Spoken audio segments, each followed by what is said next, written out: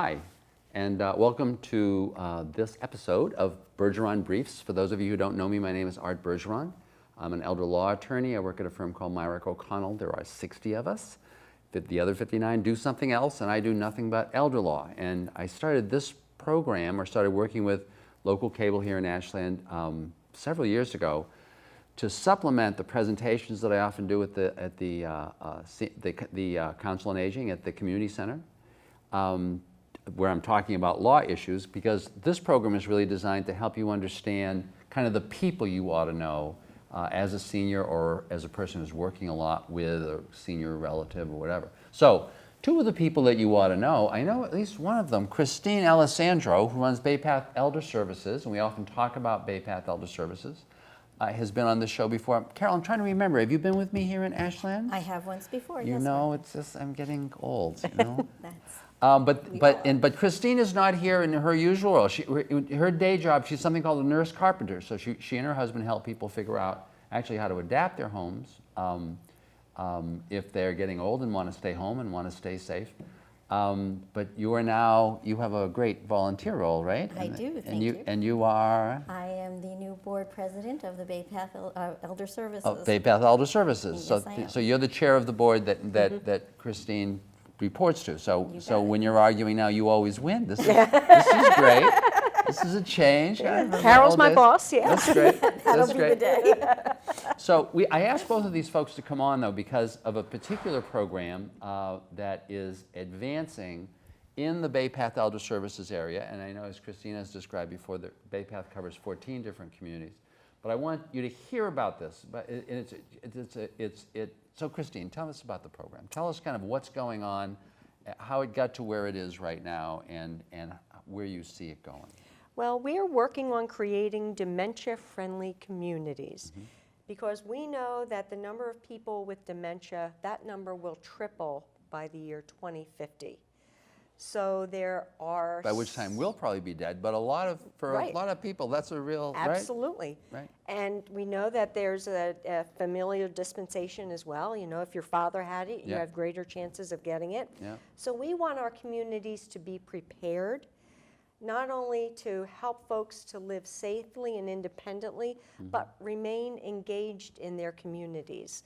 Individuals so often don't know what to do when they notice somebody's confused. They might think, oh, what are they taking? But sometimes people are just forgetful or getting confused, and they don't want to be embarrassed as well. So Right. how do you interact with somebody when they're in that circumstance? Right. So that's one of the examples that we use when we say creating dementia-friendly communities. But we also want people to be educated about dementia. You can't get it from somebody by giving them a kiss or a hug. You know, it's Right. not transmitted. Right. And the individuals who have dementia want to remain engaged in their community. They often have caregivers who sometimes are giving up their lives in the workforce to stay home and care for somebody. And we Right. want them to remain engaged in the community as well, Right. and not we don't become want- isolated. Or to have that caregiver become so burned out that the caregiver drops dead, and then where are you? Right? Exactly, exactly. And so that notion, when you hear the words dementia-friendly community, it's a really interesting notion, right? And so what are you doing in order to try to advance that? Well, what we did, we decided to use a model that is up in Minnesota, and this model is called Act on Alzheimer's. So it's a 4-step process. So we didn't just say, well, we're going to go in and make people dementia-friendly. Dementia-friendly. You need training. Yes, we didn't say that's that. right. You need training. right. That way you'll be dementia-friendly. That's right. And by the way, we'll make sure there's a banner at the show that goes so that you can go to the website that talks about this. It's called Act on Alz, actonalz.org. Yes. .org. Because it's one of the wonderful things about what you're doing is that you're not trying to reinvent the wheel. You have somebody Exactly. that has given you an ability to really kind of move Yes. forward. So talk a little more about that. Well, it's a 4-step process, and as you know, we all went to Minnesota to get trained in this process, Yes. which was a great trip in itself. Yes. Met the Act on Alzheimer's folks, and they've developed a toolkit, and all of the materials that they have are free, number one, and it was very easy to use. So this 4-step process is, first, you're going to develop an action committee. You know, and you're going to look around for community engagement because this is a grassroots initiative. This is an action committee in Right. your own community. In your own community. This is not a Bay Path initiative. Right. This comes out of the community itself and community members. So they make up the action team. Then what you want to do is there's a questionnaire that we do a survey in the community to find out what the needs of the community are in relation to dementia. So we'll go and we'll talk to businesses, municipal government, healthcare organizations, social service agencies, elder law attorneys, financial planners, to talk about what they see are the needs. So it's all the different people that kind of bump up against or bump up or are dealing with folks who are seniors and therefore may have dementia issues. Yep, Exactly. I see, So I see. you're going to survey a cross-sector of your entire community. You're going to analyze the results of your survey. You take the survey results back to your action team, which is the community, and you say, what can we do to make our community better? These are the priorities that we've identified. We need education. So what could we do to better educate the community? And some places in Minnesota have developed a bookmark or other tools or do public service announcements. So it's very varied, but it is tailored to that community. I see. And what I really liked about this model is that you get the data. That as an agency, I'm not going in and saying, we think you need A, B, or C. It's the community saying, this is what we need. So you're not trying to you're not dropping in with your solution Correct. to dementia or the way you think that community should be working. You're just you're helping communities try to figure it out. Absolutely, we're helping them along in the process. And is this actually happening? Is this working? It is someplace? actually happening, Right. and as Carol can attest, we are in the survey process in the 3 communities that we've started in. We're working in Hudson, Marlborough, and Northborough. Hudson has completed just about 100 surveys. So they have surveyed funeral homes, the postmaster, the Board of Selectmen, the hairdressers, faith-based organizations, and it truly is a cross-sector. So Bay Path actually is going to tally all the results and give it back to the community then for their action plan. So it's Hudson, Marlborough, and Northborough? And Northborough, yes. And Carol, Yes. before you took this wonderful position as the volunteer president of the organization, right? Yes. You also agreed to be on the team in Northborough. I am the co-chair You're on the the team in the Northborough section, yes. So tell us about what's happened in Northborough. And by the way, obviously, one of the reasons I really wanted to do this show is that I wanted to give folks here in Ashland a sense that, first of all, this is real, that for people who are worried about this issue, and a lot of us are worried about this issue, that it's real and you can actually do it, and it's being done someplace. And so if you want it to be done here, people can really help you quickly. So talk about what happened in Northborough. Well, When did you start? What are you doing? Is a different community than both Marlborough and Hudson. Marlborough is a city, as you all know. Northborough and Hudson are more towns. And Northborough is different from Hudson in many different ways. And Right. Kelly Burke, the COA director who went to Minnesota with y'all, convened a wonderful action team. We have a very varied cross-section, fire, police, medical, businesses, town. Everybody is really represented very nicely. Yeah. And the action team moved forward and convened a survey team, and we're in that process right now. Cindy is the Bay Path liaison. Cindy, who's Cindy? Cindy Cormier is the Cindy Bay Cormier. Path liaison to the 3 towns that have started up. So you actually have some staff supporting you. Absolutely. And that's kind of kudos to Christine Alessandro Yes. for getting the grant money to be able to provide some of that staffing. Absolutely, because That Cindy helps- keeps us not only informed, but on track. Put on track. That's Which right. is very important. Yeah. She's doing an excellent job at that.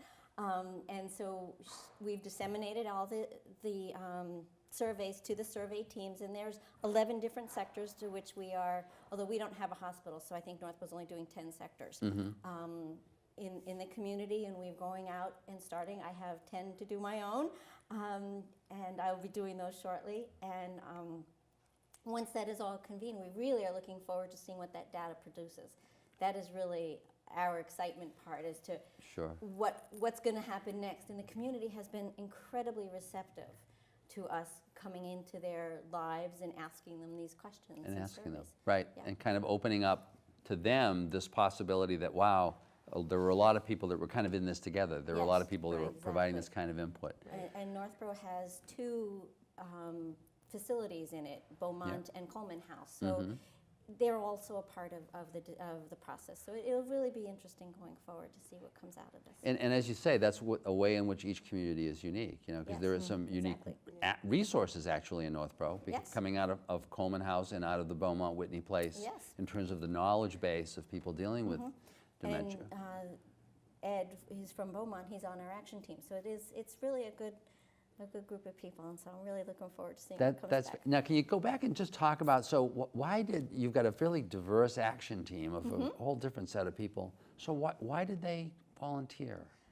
Are these people who have just, why did they volunteer? In your I opinion, think most people volunteer because they've been touched by it in some way, shape, or form. right? Either in their own families or their friends and neighbors.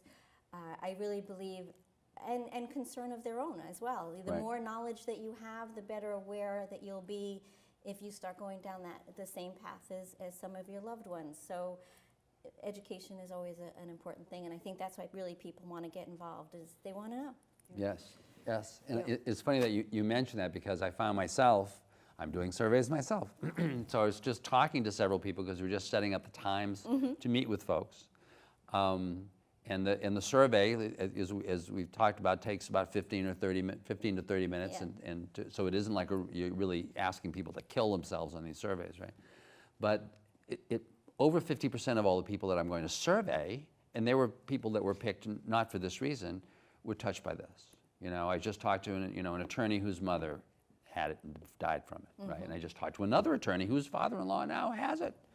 And you start going through the list, and it's the exceptional case almost of someone who hasn't been touched by it Very true. personally, not just Exactly. that they've dealt with it in the course of their business, but they've actually been touched by it personally. Exactly. Right, which is quite an So very amazing, true. quite an amazing thing. Now, and going forward, now the surveys are out, and you're collecting up the data, and when are they coming? When are they supposed to be all back? They're When are you supposed to be all back done? at the end of August. So around Beginning Labor of- Day. yeah. Around Labor Day. Beginning of September. And then what happens from there? Well, you We gave it to Christine. you give all the data to Christine, and she's got staff, and once again, kudos to Baypath Yes, to very be much to be providing the kind of resources to allow the volunteers to be doing what the volunteers do best, which is connecting with other people and doing all this stuff, right? And not number And crunching. not number crunching, right? So you're doing the number crunching. Right. And then you're going to get it back to Northborough and the other two towns. Right. Right?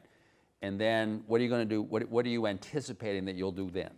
Well, we'll come together again as the action team, Mm-hmm. and maybe we'll start to bring in the community again, as well as we did in the Mm-hmm. beginning, and come up with a couple of action items. So some initial action Whatever plan. it is What do we that want comes to do? out of that data, whether it be Right. training or whether it be cafes or whether, social interaction, whatever that data produces, Yep. we'll come up with a couple of action items, and then we'll see about getting the funding to get those action items in place. Because you want to get going right away. Right, exactly. Right. We want to hit That's the once goal. that data is fresh and in our hands, We- we want to be able to produce something. Right. for By the time we community. get it, we want to make sure the stuff is in place. Exactly. That's going to take care of us, right? Exactly, exactly. So I know that for you and for Christine, for all of us, we talk about this stuff, and we're trying to really make sure that we're focusing in individual communities. But I think everybody in the back of their minds, based on their own experiences, has some ideas about what a dementia-friendly community would look like. For me, what a dementia-friendly Marlborough would look like, or what a dementia-friendly Northborough would look like. So from your perspective and from yours, Christine, because you've been doing this, and you've also heard so many ideas from different communities. So what does your community look like if it's dementia-friendly? Not, what pieces of it do you think are things that really need to get done? I think major players within the community need to have the knowledge base to identify somebody who might be having difficulty managing their environment, whether it be at the bank or at the restaurant or at the gas station or the hairdresser or wherever. So it's across the board. I There's think across everybody the who's board. dealing The with elements, library. really. I mean, Yeah. any place that somebody would go, the pharmacy, any place that somebody would go Mm-hmm. to be able to spot somebody who maybe a few weeks ago or months ago was able to handle the function and now all of a sudden cannot. That's a pretty big red flag. But if you're not paying attention to that or not aware of that, you don't know. Right. Or- Or if you're not kind of attuned to it, you kind of don't want to know. Right, exactly. Or somebody may be acting out because they're confused or they're frustrated, Yeah. and that can then cause another whole scene, which would then triple the effect by adding embarrassment and anger and whatever Yeah. to that. So again, across the board, your fire, your EMTs, your people who are out there bumping up against other people, if they're made aware, I think that creates a unanimous society or community rather, Yeah. that would be able to help somebody in those situations. And I suppose once you've done that, then all of those players in those different pieces, whether it's the fire people talking to the police and then they're talking to the council on aging and someone's talking at City Hall, they're all talking the same language at that Exactly. point, right? Exactly. Everybody's on the same page. Everybody kind of gets it. So it's so there's that awareness piece. Are there any, from what you've seen, are there any programs or any kind of physical changes that you, in a dementia-friendly community that the community has to deal with? Or just Yeah, you can speak to some of Christine, that. Well, yes. Christine. Well, when you talk about a dementia-friendly community, and I Yeah. totally agree with what Carol said, I think about some of the experiences that I have heard that have not been positive, and think about Positively dementia unfriendly as opposed to exactly. dementia And I'll friendly. I'll give one example for folks.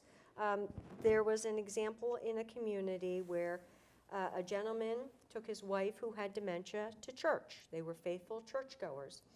And in the middle of the pastor's sermon, the wife got up and shouted something very derogatory in the house of worship. And then after the service, the pastor spoke with the husband and told them not to come back because of her behavior. And to me, that, as you say, is dementia unfriendly. We Right. want folks with dementia and their caregivers to remain engaged in the fabric of their community. Yeah. So although someone may not have the ability to sit through an entire service for 3/4 of an hour or an hour, Right. can perhaps some type of fellowship group come together where at least you can say the prayers Right. that we remember from childhood, and you're still actively engaged in that process. So Which you is so can important adapt- to- Yes, to- you can to seniors, adapt what yeah. you are doing to, help folks remain engaged and give them still a positive experience. And I suppose that example it really relates to the fact that, well, from the institution's perspective, from the perspective of the person giving the sermon, it was like, oh, we get, this doesn't work. We can't have that happen in the sermon. So you understand it's not an irrational reaction, but at the same time, it really calls forth this notion of, well, that means we need other structures. Right. Exactly. Right, in order to achieve this, right? Right. Because of all people, the folks who are in that elder population,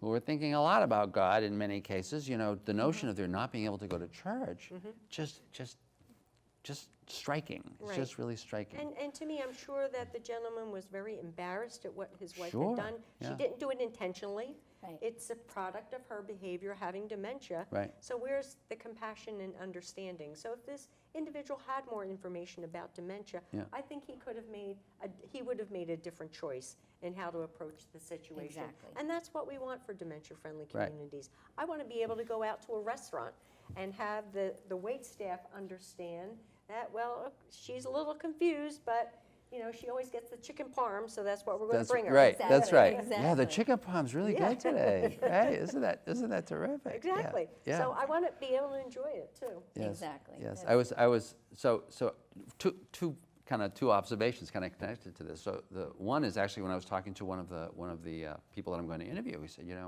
one of the things that we've got to look at also is how to be dealing with people who are upselling to people with dementia. He said, he says, I know of a case, a person went down to Lowe's to get something, and came back with like a $1,700 refrigerator that's got the this and the that and the this, right?